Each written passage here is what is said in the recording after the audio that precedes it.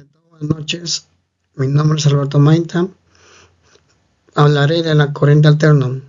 La corriente alterna es un tipo de corriente eléctrica esencial en nuestra vida diaria. A diferencia de la corriente continua, la dirección del flujo de la corriente de electrones cambia constantemente. La corriente alterna, los electrones se mueven de dirección y luego dirección opuesta. En la inversión se representa gráficamente como ondas senoidales. La corriente alterna tiene de tres tipos: corriente irregular, corriente rectangular y corriente triangular. La más conocida es onda senoidal. La corriente alterna se mide en Hz, 50-60 estándar. La corriente alterna es aplicadamente utilizada en la distribución de energía eléctrica debido a sus eficiencias en la transmisión a largas distancias. Puede transformarse fácilmente en diferentes niveles de voltaje mediante los transformadores, lo que facilita su uso en una vida aplicaciones. La corriente alterna es un componente crucial en la infraestructura eléctrica moderna. Tenemos sus fórmulas, o las fórmulas más conocidas que se aplican en la matemática senos: corriente instantáneo, voltaje instantáneo, frecuencia angular. También tenemos mediciones en el circuito de la corriente alterna: valor promedio del voltaje, valores instantáneos, relaciones entre corriente y voltaje, potencia media.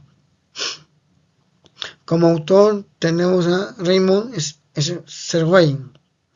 Es un físico profesor estadounidense que se dedicó a la investigación académica y docencia en el campo de la física de su materia.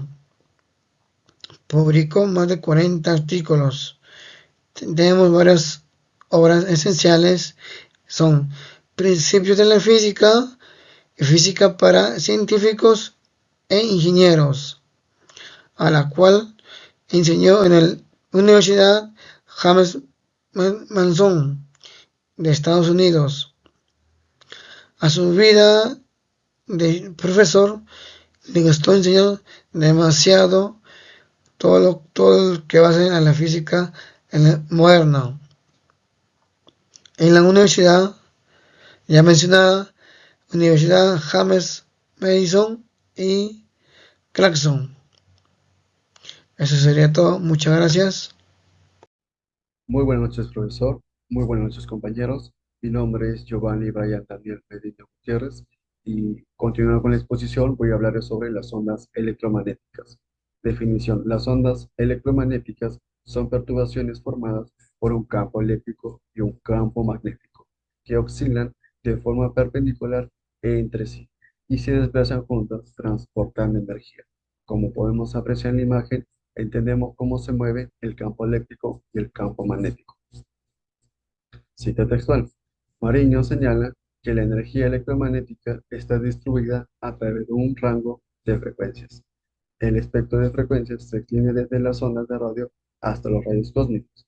La longitud de onda es la relación entre la velocidad del medio y la frecuencia, y con la frecuencia se define como el número de ciclos que realiza una onda en un segundo. Fórmulas. Longitud de onda. Lambda es igual a la velocidad del medio sobre la frecuencia. Lambda se mide en metros, la velocidad del medio en metros sobre segundo y la frecuencia en hertz. La frecuencia. F es igual a 1 sobre T, F es igual a la frecuencia y T es igual al periodo. Ejemplo, una onda de radio con frecuencia de 100 MHz, eso sería 1 por 10 a la 8 Hz, que viajará a la velocidad de la luz en el vacío. Eso sería 3 por 10 a la 8 por metros sobre segundo. ¿Cuál será su longitud de onda? Utilizamos la fórmula y reemplazamos los datos. Lambda es igual a 3 por 10 a la 8 sobre 1 por 10 a la 8. Esto es igual a 3 con su unidad metros. Autor: James Clerk Maxwell fue un físico y matemático escocés que revolucionó la ciencia al unificar los fenómenos eléctricos, magnéticos y ópticos en una sola teoría. Sus famosas ecuaciones de Maxwell describen cómo se propagan las ondas electromagnéticas y demostró matemáticamente que la luz es en realidad una onda electromagnética, lo que permitió comprender fenómenos como la radiación, la reflexión y la refracción, y la propagación de señales. Una de sus obras son como los artículos científicos por James Clerk Maxwell. En este libro se encuentra su investigación sobre electricidad, magnetismo y la teoría que dio origen a las ondas electromagnéticas. Su mayor aporte es que reúne las ideas y ecuaciones que unifican la luz, la electricidad y el magnetismo, convirtiéndose en una obra fundamental para el desarrollo de las telecomunicaciones. Con eso sería todo. Gracias. Ahora le doy paso a mi compañero. Continuando con la exposición, definamos que la inductancia es la propiedad de un conductor eléctrico con una bobina de almacenar energía en un campo magnético y de oponerse a los cambios en la corriente que lo atraviesa. La inductancia se produce porque existe una corriente variable en un conductor que crea un campo magnético variable, que a su vez, esto introduce una fuerza electromotriz que se opone al cambio original de la corriente inducida, según la ley de inducción de Faraday. Eh, en principio, al insertar una corriente en una espira, se va a crear un campo magnético. Este campo magnético va a ser disperso, ¿no? Entonces, para poder aprovechar mayor este campo magnético, se va a crear una bobina, ya que a mayor número de espiras, mayor será la inductancia, pues, ¿no? Ya que será la mayor concentración o la máxima concentración del campo magnético dentro de la bobina. eh, y será menor alrededor de la bobina. Eh, en, en la fórmula, la inductancia se representa con la letra L y se mide en hercios en memoria del autor Joseph Henry. Y la mu, que es la permitividad magnética del núcleo, que se mide en Weber amperios metros. Y la n es la número de espiras de la bobina. La área es la área de la sección transversal que se mide en metros cuadrados y la longitud que se representa con la letra L. Hablamos del autor estadounidense Joseph Henry, que nació en 1797.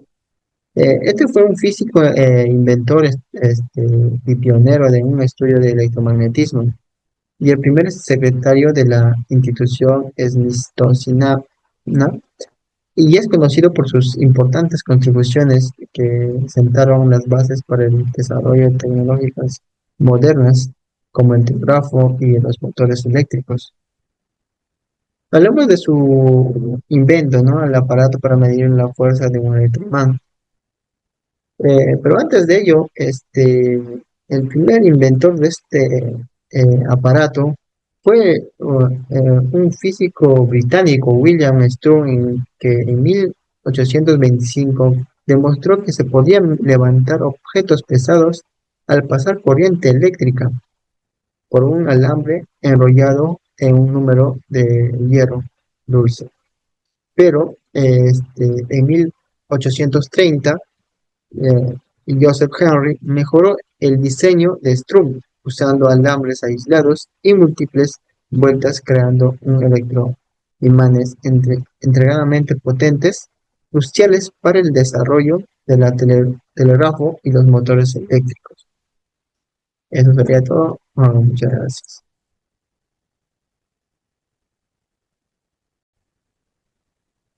Estimado profesor, estimados compañeros, mi nombre es Antonio Matos y continuando con la exposición hablaré sobre los circuitos RLC. Primero empezamos por la definición. Un circuito RLC está compuesto por tres componentes: resistor, condensador e inductor, que a través de una fuente de corriente, ¿no? Como se observa en la imagen. La misma corriente fluye a través de cada elemento de un circuito RLC en todos los puntos del tiempo. Estos tres elementos están conectados juntos y pueden ser alimentados de una fuente DC, que es corriente continua, o AC, que es corriente alterna, ¿no? Pero el comportamiento más interesante y crucial de este circuito ocurre cuando se alimenta una corriente alterna, AC, en donde la corriente y el voltaje están cambiando constantemente, y la oposición total que el circuito ofrece a la corriente AC, esto se le llama impedancia, ¿no? Que es la combinación de la resistencia y las reactancias. Y este circuito RLC son esenciales mayormente en la electrónica, mm, debido al fenómeno de la resonancia, ¿no? Lo que le permite funcionar como filtro de sintonización de radio o televisor. Por ello, pasamos a lo que son las fórmulas. Por lo que vemos ahí, la impedancia, que se representa por Z, es la raíz cuadrada de la resistencia al cuadrado más la diferencia de las reactancias al cuadrado. Por ello, la reactancia inductiva se representa como XL, que viene a ser la velocidad angular por el inductor. Y la reactancia capacitiva, que se representa como XC, es 1 sobre la velocidad angular por el capacitor.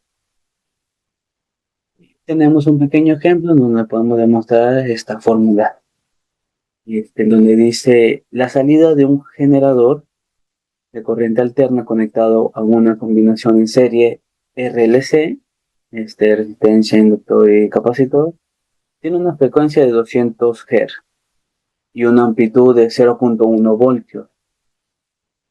Si la resistencia vale 4 ohmios, el inductor vale 3 por 10 a la menos 3 Henry, y el capacitor vale 8 por 10 a la menos 4 Faraday. Donde nos pregunta cuáles son la reactancia capacitiva, inductiva y la impedancia. Por ello, resolvemos la primera pregunta, que nos dice cuál es la reactancia capacitiva. Como ya sabemos la fórmula, lo reemplazamos, que es 1 sobre 2pi por 200 Hz por 8 por 10 a la menos 4 Faraday. Y todo eso nos da 0.995 ohmios de su energía. Y pasamos también a la inductiva, que sabemos la fórmula y lo reemplazamos, es 2pi por 200 Hz por 3 por 10 a la menos 3 Faraday. Y esto nos da 3.77 ohmios. Ahora, por último, pasamos a realizar la impedancia. Las dos primeras fórmulas las reemplazamos en la fórmula de la impedancia, que es 4 al cuadrado, que es la resistencia, más, paréntesis, 3.77 ohmios menos 0.995 ohmios, esto elevado al cuadrado. Todo esto nos sale 4.87 ohmios. Y esa sería la pequeña demostración de las fórmulas en este pequeño ejemplo. Luego pasamos a lo que viene a ser el autor, en donde para el término de la impedancia no hay un descubridor, así puedo decirlo, sino hay una evolución conceptual, en donde ahí entra este personaje que se llama Oliver Heaviside, que él era un estudiante muy talentoso y fue el menor de 3 hermanos. Y él decidió estudiar una carrera científica, ¿no? En donde él introdujo las ideas de impedancia y conductancia, ¿no? Mientras analizaba la telegrafía por cable o por ondas de radio, ¿no? El término de impedancia se introdujo en 1886, quien demostró que es un equivalente a la ley de Ohm, pero en la corriente alterna.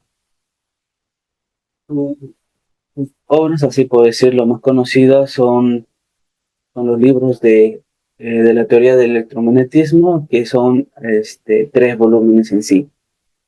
Bueno, esto sería todo de mi parte. Le doy paso al compañero que le explicará el siguiente tema. Muchas gracias.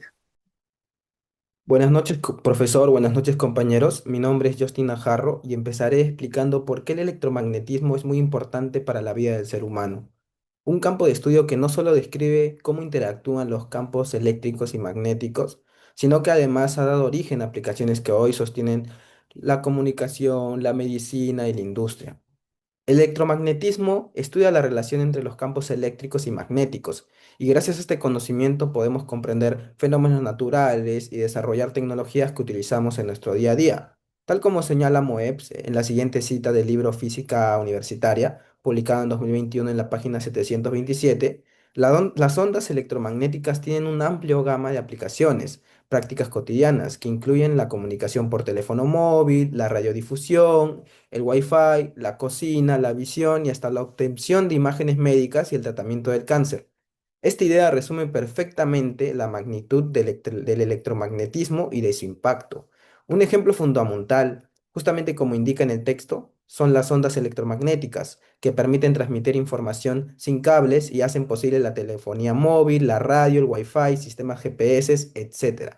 El pionero de esta revolución fue Guglielmo Marconi, quien basándose en estudios de Hebert y de Maxwell, logró en 1895 enviar sus primeras señales por radio. En 1901 realizó además la primera transmisión inalámbrica a través del Atlántico, un hecho que marcó el inicio de toda la tecnología inalámbrica que hoy mantiene comunicada a nuestra sociedad. Por estos aportes, Marconi recibió un premio Nobel de Física y es considerado el padre de la comunicación moderna. Otra área fundamentalmente transformada por el electromagnetismo es la medicina. Aquí destaca una de las herramientas diagnósticas más importantes, la resonancia magnética, una técnica que utiliza campos magnéticos intensos y ondas de radio para poder generar imágenes detalladas del interior de nuestro cuerpo. Este avance fue impulsado por el médico e investigador Raymond Damian, quien descubrió que los tejidos enfermos y sanos reaccionan de forma distinta a los campos magnéticos. En 1977 construyó el primer escáner de resonancia magnética, permitiendo detectar enfermedades sin una radiación dañina o con una precisión nunca antes vista. Hoy es una herramienta esencial para el diagnóstico y tratamiento del cáncer en hospitales de todo el mundo. Por otro lado, el electromagnetismo también es clave en el desarrollo de la energía y el movimiento. Aquí entra el principio de inducción electromagnética, descubierto por Michael Faraday. Él demostró que un campo magnético cambiante puede generar corriente eléctrica, y esto es un hallazgo que es la base de todos los generadores, transformadores y motores modernos que tenemos hoy en día.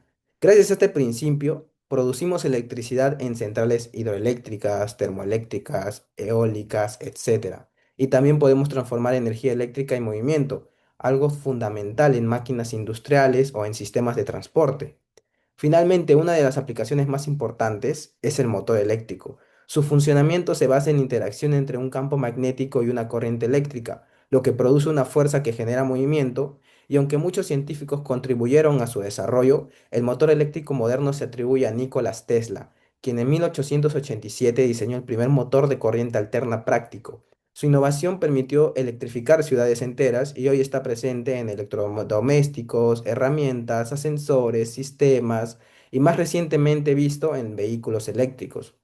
Para concluir, el electromagnetismo no solo es un tema teórico, sino una herramienta indispensable para el desarrollo social, científico e industrial. Gracias a él existen tecnologías que ya mencionamos, ¿no? Como la comunicación inalámbrica, la resonancia magnética, los generadores, transformadores y motores eléctricos. Y su impacto sigue creciendo con nuevas aplicaciones como la automatización o la transmisión de energía sin cables. Todo esto demuestra que el electromagnetismo es sin duda uno de los pilares fundamentales del progreso tecnológico moderno. Eso es todo por mi parte. Muchas gracias.